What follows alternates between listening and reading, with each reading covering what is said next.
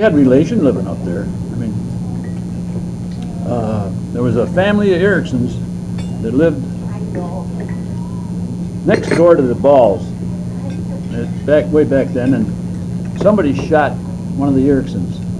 They were doing target practice out there, and they shot and they killed one of the Erickson children. I think there was 4 children in the family. They killed one of them. And Lucille Ball's grandfather took the blame for it or something. I don't know whatever become of that. In fact,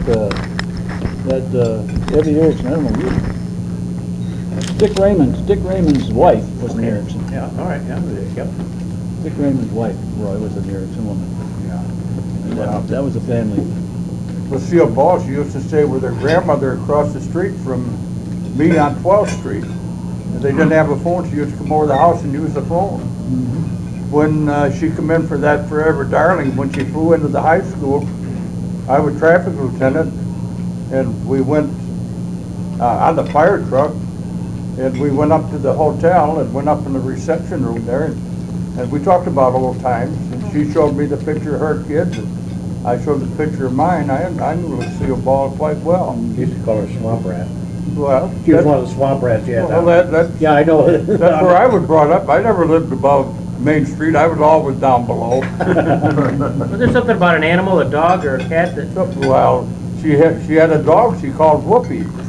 The dog had pups, and we got one of the pups.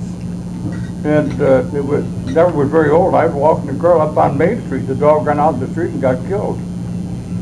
But like I said, no, I knew Lucille quite well. And then, well, my brother went through school with her.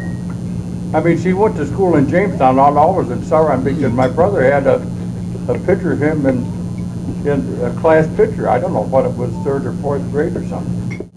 Bob, you mentioned something that Fred Hunt being the grandfather of Lucille Ball, and he lived in Celoron with Fred Hunt, where that house is now.